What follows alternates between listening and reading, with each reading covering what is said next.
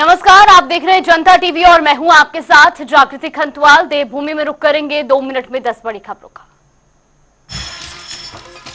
उत्तराखंड में 5वां राज्य स्तरीय ओलंपिक गेम्स का आयोजन। रुद्रपुर पहुंचकर मुख्यमंत्री पुष्कर सिंह धामी ने किया शुभारंभ। पुलिस लाइन से खेल मैदान तक किया रोड शो।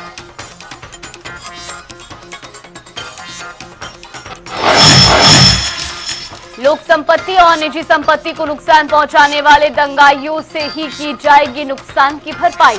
राज्य सरकार ने राज्यपाल की मंजूरी के बाद लागू किया नया कानून। हरिद्वार के रोशनाबाद स्थित हेल्थ केयर सेंटर पर गर्भपात में लापरवाही। स्वास्थ्य विभाग ने शुरू की जांच। स्वास्थ्य विभाग ने अवैध अस्पतालों और क्लिनिकों को भी चिन्हित करना शुरू किया। हरिद्वार में हुए सड़क हादसे में व्यापारी की दर्दनाक मौत। मौके पर पहुंची पुलिस ने शव को कब्जे में लेकर पोस्टमार्टम के लिए भेजा।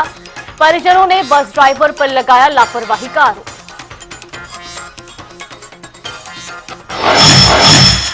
रुड़की के मंगलौर में गंग नहर के किनारे अर्ध जला शव मिलने से हड़कंप। मौके पर पहुंची पुलिस के आला अधिकारी अभी तक शव की शिनाख्त नहीं हो पाई।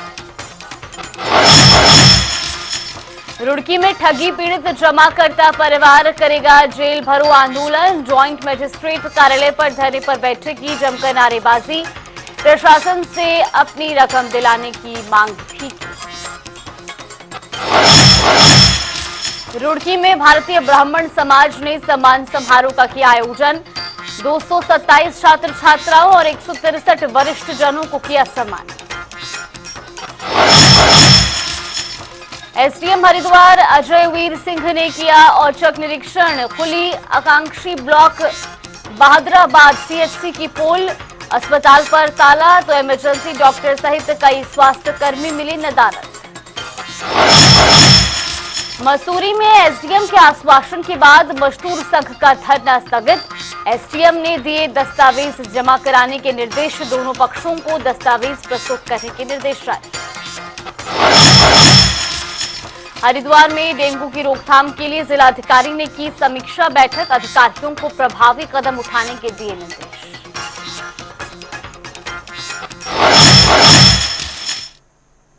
और चलिए अब रुक करेंगे खबरों की ओर। उत्तर प्रदेश और हरियाणा की तर्ज पर अब उत्तराखंड में भी लोक संपत्ति और निजी संपत्ति को नुकसान पहुंचाने वाले दंगाइयों से ही नुकसान की भरपाई की जाएगी।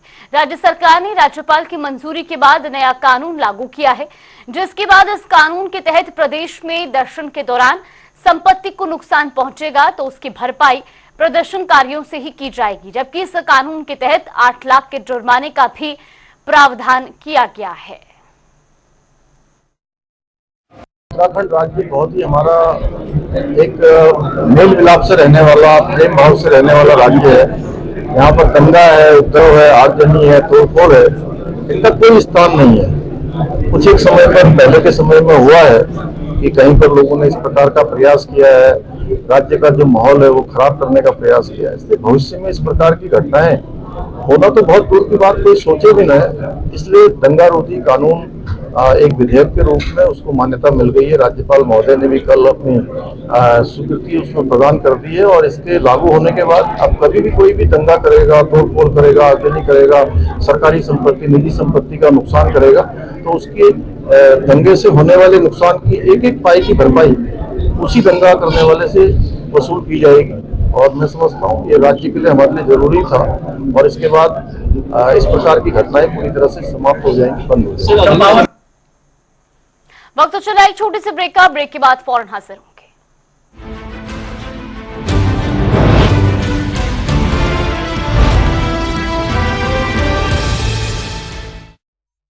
इस कार्यक्रम के प्रायोजक है पेट सफा आयुर्वेदिक चूर्ण। पेट सफा तो हर रोग दफा।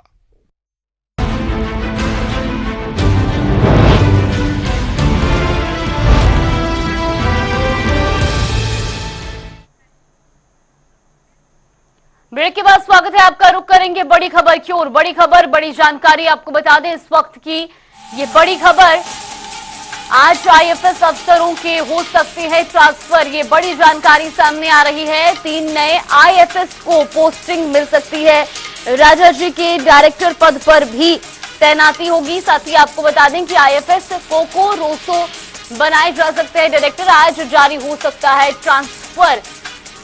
ये बड़ी खबर, बड़ी जानकारी। आज आईएफएस अफसरों के ट्रांसफर हो सकते हैं। दरअसल 3 नए आईएफएस को पोस्टिंग मिलेगी और साथ ही राजा जी के डायरेक्टर पद पर भी तैनाती होगी। आईएफएस कोको रोसो डायरेक्टर बनाए जा सकते हैं और आपको बता दें कि आज ट्रांसफर लिस्ट भी जारी हो सकती है। इस वक्त ये बड़ी खबर, बड़ी जानकारी।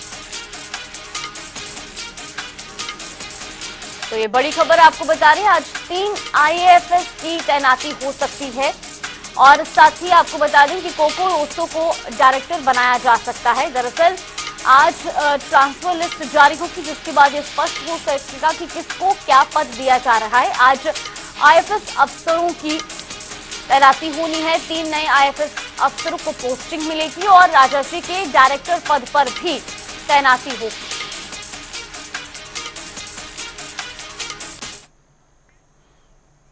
तो वहीं खबरों में आगे बढ़ेंगे। उत्तराखंड से राज्यसभा सांसद कल्पना सैनी ने राहुल गांधी पर तीखा हमला बोला है। उन्होंने कहा कि कांग्रेस पार्टी हमेशा से आरक्षण विरोधी रही है।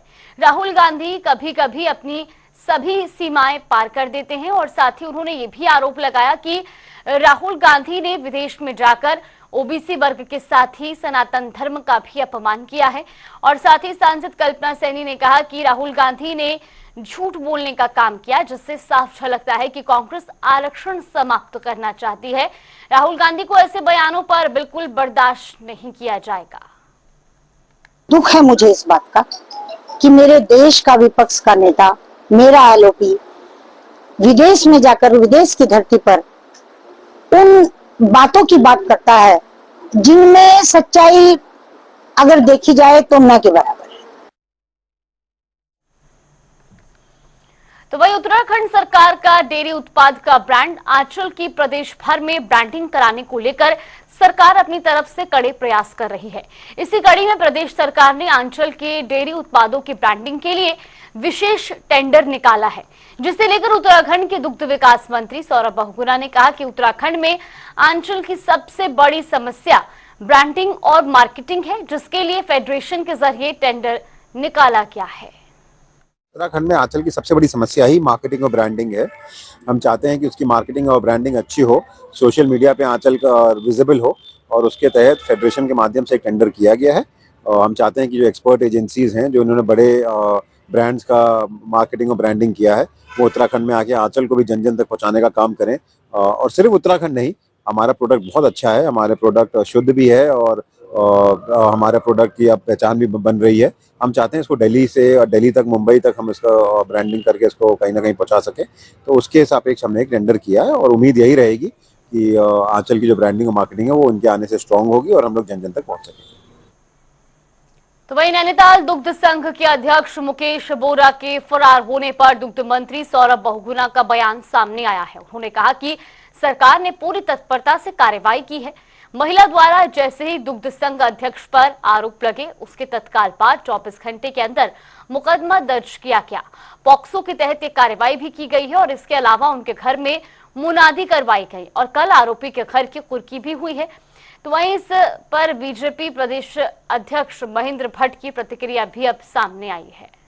नहीं करी थोड़ा सा गलत, ये कहना कि पुलिस कार्रवाई नहीं करी थोड़ा सा गलत होगा, क्योंकि जैसे ही पुलिस के संज्ञान में मैटर आया 24 घंटे के अंदर एफआईआर दर्ज करी गई है और उसके बाद पॉस्को की उसमें ऐड की गई है दफ़ा और उसके साथ साथ लगातार कुर्की की जो है कार्रवाई करी गई है। हमारे सरकार में वो मनोनीत सदस्य मनोनीत थे अध्यक्ष फेडरेशन के, उनको वहाँ से हटाया गया है। तो देखिए सरकार का एक स्पष्ट मत है कि कभी भी महिला के ऊपर कोई भी आरोप और स्पेशली जब महिला के ऊपर कोई आरोप का संज्ञान लिया जाता है तो उसमें सरकार बहुत स्ट्रिक्ट है, कोई कॉम्प्रोमाइज़ नहीं है, चाहे वो किसी भी पार्टी। पहली बात तो बचाने को विषय होता नहीं है। केंद्र जहाँ न्यायालय में भी सरकार जो पैरवी कर रही है उसके रिजल्ट आप देख रहे हैं। आज कुर्की तक उनके घरों के अंदर हो चुकी है और मैं तो कि हर अपराधी वो किसी भी रूप में छूटना नहीं चाहिए, उसके लिए सरकार और जो एजेंसियां हैं वो काम कर रही हैं। बहुत जल्दी अपराधी सलाखों के अंदर होगा। तो वही हल्द्वानी के महिला डिग्री कॉलेज में वार्षिक उत्सव और छात्र संघ समारोह आयोजित किया गया, जिसमें राज्य के दुग्ध विकास मंत्री सौरभ बहुगुणा पहुंचे और उन्होंने दीप प्रज्वलित कर कार्यक्रम का शुभारंभ किया।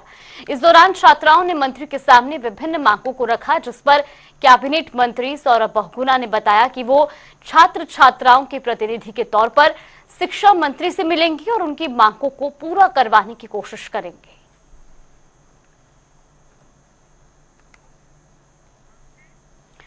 तो वहीं प्रदेश में सत्तारूढ़ बीजेपी के 47 विधायकों में से एक भी विधायक अभी तक 10,000 सदस्य बनाने का लक्ष्य नहीं छू पाया है। केवल पार्टी के 3 विधायक ही 5,000 सदस्य संख्या का आंकड़ा पार कर पाए हैं। हालांकि प्रदेश महामंत्री आदित्य कोठारी का कहना है कि सदस्यता अभियान अक्टूबर माह तक चलना है, इसीलिए सभी विधायक अपना लक्ष्य हासिल करने लेंगे। उन्होंने कहा कि पार्टी के कुछ विधायक जम्मू कश्मीर के चुनाव में गए हुए हैं और कुछ विधायक हरियाणा के चुनाव प्रचार प्रसार में जुटे हुए हैं। इन जगहों से 4 और 5 तारीख में सभी विधायक वापस आएंगे और फिर धीरे धीरे विधायकों को जो आंकड़ा दिया गया है वो अपने लक्ष्य की तरफ आगे बढ़ेंगे। हमारे कुछ विधायक जम्मू कश्मीर के चुनाव में गए हुए हैं और कुछ विधायक हरियाणा के चुनाव में हैं। यहाँ से 4 या 5 तारीख को सभी लोग वापस लौटेंगे, तो धीरे धीरे विधायकों का आंकड़ा भी जितना उनको लक्ष्य दिया गया है उस लक्ष्य को वो प्राप्त करेंगे। और कहीं कहीं नेटवर्क की भी दिक्कत है, कनेक्टिविटी नहीं है पर्वतीय क्षेत्रों में, तो वहां भी हमने मैनुअल फॉर्म भराने का काम भी किया है। वो जो मैनुअल फॉर्म भरे गए हैं उनको हम कार्यालय पर आकर के ऑनलाइन उनको सबमिट करने का काम कर रहे हैं। तो इससे भी विधायकों का जो लक्ष्य है वो काफी आगे बढ़ेगा और हम अपने लक्ष्य को पूरा करेंगे। सरकार के तीसरे कार्यकाल को 100 दिन से अधिक का समय पूरा हो गया है, जिसको लेकर कांग्रेस प्रदेश प्रवक्ता शिषपाल सिंह बिष्ट का कहना है कि उत्तराखंड के लिए मोदी सरकार का तीसरा कार्यकाल निराशाजनक रहा है। उत्तराखंड की जनता को डबल इंजन से काफी उम्मीदें थी, लेकिन वो पूरी नहीं हो पा रही हैं।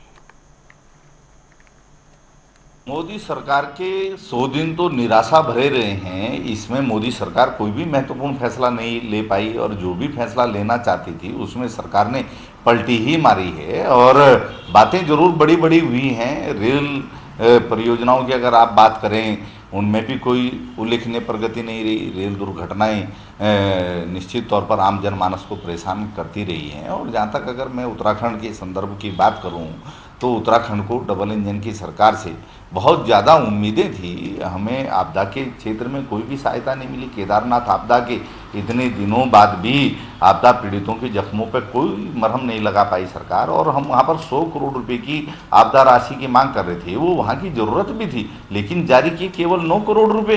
वो तो ऊँट के मुँह में जीरे के समान है। और वनाग्नि ने उत्तराखंड के पर्यावरण को बहुत ज़्यादा नुकसान पहुंचाया, उस पर भी सरकार नियंत्रण नहीं लगा पाई। और इंद्रदेव की कृपा से ही वनाग्नि पर जो है काबू पाया जा सका। आज आप देख लीजिए, 4 धाम यात्रा की विफलता के बाद उत्तराखंड के नौजवान अपने को ठगा महसूस कर रहे हैं। उनका व्यापार चौपट हो गया है। जो उन्होंने लोन लिया है उसकी किस्तें वो नहीं चुका पा रहे हैं। बेरोजगार आमरण अनशन करने के लिए मजबूर हैं।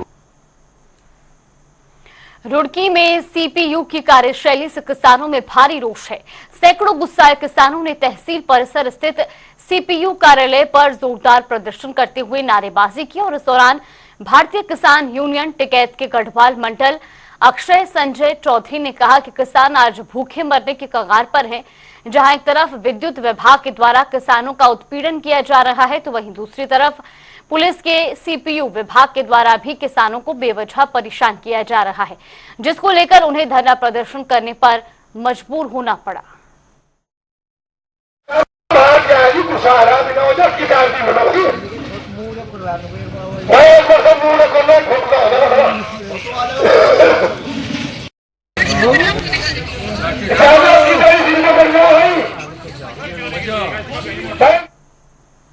तो वहीं उत्तराखंड में नई शिक्षा नीति के तहत बनने वाले क्लस्टर स्कूलों के लिए शिक्षा विभाग ने कमर कस ली है। दरअसल प्रदेश में नई शिक्षा नीति के तहत सभी जनपदों में नए कलेक्टर स्कूल बनाए जा रहे हैं और इस योजना में कक्षा 6 से लेकर 12वीं तक के सभी स्कूलों में पढ़ने वाले बच्चों को एक ही छत के नीचे शिक्षा दी जाएगी। बेसिकली ये कंसोलिडेशन के कंसेप्ट पे है ये, और इसमें कुछ एक ग्रुप है स्कूल्स का, जैसे जिसमें 5 से 15 तक स्कूल्स हैं, तो उनमें से कोई एक ऐसा स्कूल जो कि अच्छी स्थिति में है, जहाँ सारी सुविधाएं उपलब्ध हैं, उसको हब के रूप में विकसित किया जा रहा है, और बाकी स्कूल्स जो हैं वो क्लस्टर के रूप में उसी में सम्मिलित होंगे। तो इसमें ये फैसिलिटी भी करी गई है कि जो आसपास के स्कूल्स हैं वहाँ से बच्चों को लेके आने के लिए एस्कॉर्ट की सुविधा भी दी जाएगी। तो इससे हमारा एक अच्छा कंसेप्ट डेवलप हुआ है कि सारी सुविधाएं एक ही स्कूल में आसपास के स्कूल्स को भी प्रोवाइड कराई जाएंगी। इसमें लगभग 559 स्कूल्स जो हैं क्लस्टर हमारे यहाँ डेवलप हो रहे हैं। तो उत्तराखंड में डेंगू की रोकथाम के लिए नगर निगम लगातार एक्शन मोड में काम कर रहा है ताकि सितंबर के अंत तक डेंगू को शहर में फैलने से रोका जा सके। इस बात को लेकर देहरादून के नगर आयुक्त गौरव कुमार ने कहा कि बीच में बारिश की तीव्रता काफी देखने को मिली, लेकिन हमारा कंट्रोल रूम लगातार 15 जून से चल रहा है। मैं आपके माध्यम से अवगत कराना चाहूँगा कि हमारा कंट्रोल रूम लगातार 15 जून से चल रहा है। यद्यपि बीच में वर्षा की तीव्रता कम हो गई थी, परंतु हमारा कंट्रोल रूम लगातार चलता रहा और अभी भी चल रहा है, और हमारी टीम्स लगातार अलर्ट मोड पर हैं। अभी भी जहाँ से शिकायत प्राप्त हो रही है हमारी टीम्स जा रही हैं। डेंगू के लिए हम स्वास्थ्य विभाग के साथ मिलकर लगातार सर्वे कर रहे हैं। जिलाधिकारी महोदय ने भी इसकी समीक्षा की है, उनके भी इसमें कुछ निर्देश प्राप्त हुए हैं, उस पर भी हम लगातार कार्रवाई कर रहे हैं। हरिद्वार में जिलाधिकारी कमेंद्र सिंह ने डेंगू के रोकथाम को लेकर समीक्षा बैठक की। जिला कलेक्ट्रेट में डीएम ने स्वास्थ्य और अन्य विभाग के अधिकारियों को डेंगू की रोकथाम के लिए प्रभावी कदम उठाने के निर्देश दिए। डीएम ने कहा कि जिले में डेंगू के मामले कम से कम हो और साथ ही डेंगू के चलते कोई मौतें ना हो, इसके लिए सभी विभाग समन्वय बनाकर काम करें। आज डेंगू के ऊपर टास्क फोर्स की बैठक की गई है, और मैं समस्त जनपद हरिद्वार के निवासियों से अनुरोध करना चाहता हूं कि चूँकि सितंबर महीना ख़त्म हो रहा है, अक्टूबर आने वाला है, और ये सबसे सूटेबल मौसम होता है डेंगू के मच्छरों के पनपने का, तो ऐसी दशा में कृपया ध्यान रखें, कहीं भी साफ पानी इकट्ठा ना होने दें। विशेष तौर पर अब कूलर बंद करके उसको रखने का समय आया है, तो किसी प्रकार से कूलर में पानी न रह पाए। तो वहीं उत्तराखंड में बढ़ते महिला अपराधों को लेकर मुख्य विपक्षी दल कांग्रेस सड़कों पर उतर चुकी है, जिसके चलते महिला कांग्रेस की कार्यकर्तियों के साथ कांग्रेस के सभी वरिष्ठ नेताओं ने मुख्यमंत्री आवास कूच किया। इस दौरान पुलिसकर्मियों ने मुख्यमंत्री आवास से कुछ दूर पहले ही कांग्रेसियों को रोक दिया। पुलिस ने कांग्रेस के वरिष्ठ नेताओं को हिरासत में ले लिया। तो वहीं हमारे संवाददाता यशराज आनंद ने प्रदर्शन में शामिल नेताओं से भी बातचीत की है, आपको भी सुनवाते हैं। महिला कांग्रेस प्रदेश अध्यक्ष के नेतृत्व में आज एक विशाल सीएम आवास कूच का कार्यक्रम रखा गया, जिसमें आप देख रहे हैं मेरे सामने, आप लाइव देख रहे हैं किस तरीके से यहाँ पर पुलिस और महिला कांग्रेस के बीच संघर्ष चल रही है। बैरिकेडिंग लगाकर पुलिस जो है यहाँ पर रोक रखी है सभी कांग्रेस कार्यकर्ता और कांग्रेस अध्यक्ष को। मैं बात कर रहा हूँ अभी महिला कांग्रेस अध्यक्ष ज्योति रौतेला से, जो बैरिकेडिंग पर चल रही है। आइए अंत मैम, क्या मुद्दा है, किस मुद्दे को लेकर आप प्रदर्शन करेंगे? आज पूरा प्रदेश में बलात्कार की घटना है, महिलाओं के साथ हो रही है, महिला बलात्कार अत्याचार की दूसरे की घटना पूरे प्रदेश में हो रही है। उसकी वजह से आज मुख्यमंत्री आवास कूच किया है। भाजपा की सरकार ने बेटी बचाओ बेटी पढ़ाओ का नारा दिया, लेकिन बेटी आज हमको उनके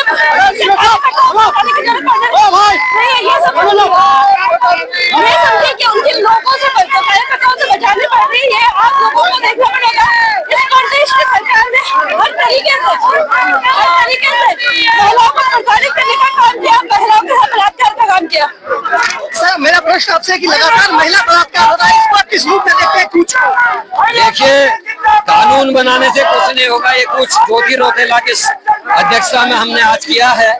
हमारी एक डिमांड है कि कोई कानून बनाने से उत्तराखंड नहीं बचेगा, ना महिलाएं बचेंगी, ना अपराध खत्म होंगे। बीजेपी की सरकार को और संगठन को अपने कार्यकर्ताओं और अपने संगठन के पदाधिकारियों की बैठक बुला के ट्रेनिंग देनी चाहिए कि वो बलात्कार ना करें, वो किसी की हत्या ना करें, वो पेपर लीक ना करें। हाकम सिंह और इनके बंगलौर के मंडल अध्यक्ष पटवारी पेपर लीक में, हाकम सिंह SSSC भर्ती घोटाले में, इनके 2 मंडल अध्यक्ष जमानत में, दुख संघ के चेयरमैन भागे भागे फिर रहे हैं। सतरेसा में जो 14 साल की लड़की का रेप और बलात्कार और मर्डर हुआ है, उसमें इनके ओबीसी सेल के सदस्य, और अंकिता भंडारी में इनके खुल के तारिया, तो सारे अपराधों में बीजेपी के कार्यकर्ता हैं। अतः बीजेपी को अपने कार्यकर्ताओं को ट्रेनिंग देनी चाहिए कि वो अपराध ना करें। प्रदेश सुरक्षित हो जाएगा। अब देख रहे हैं किस तरीके से करण मारा प्रदेश अध्यक्ष ने भी स्पष्ट रूप से कहा कि अंकिता भंडारी हत्याकांड जो है इसमें प्रदेश को लेकर के काफी चिंतित प्रदेश है, इसको लेकर के वहीं इसे मैं आपको बताना चाह रहा हूँ कि यहाँ पर तमाम बड़े नेता भी यहाँ पर आते हैं, जिसमें हरक सिंह रावत भी यहाँ पर मौजूद है, हरक सिंह रावत यहाँ पर मौजूद है। दूसरी सबसे बड़ी बात मैं आपको बताना चाह रहा हूँ कि यहाँ पर प्रीतम सिंह सिर्फ मौजूद नहीं है बल्कि हरीश रावत भी यहाँ पर मौजूद है। इस प्रकार से अंकिता भंडारी हत्याकांड को लेकर जो सीएम आवास कूच थी यह सीएम आवास कूच किया गया, लेकिन बीच में इससे पहले एक नुक्कड़ नाटक का कार्यक्रम रखा गया था, जिसके बाद फिर से कूच शुरू की गई। कैमरा पर्सन अरुण भट्ट के साथ मैं यशराज आनंद, जनता टीवी देहरादून। चलिए देवभूमि की खबरों में फिलहाल के लिए बस इतना ही। यहाँ पे रुकते हैं एक छोटे से ब्रेक।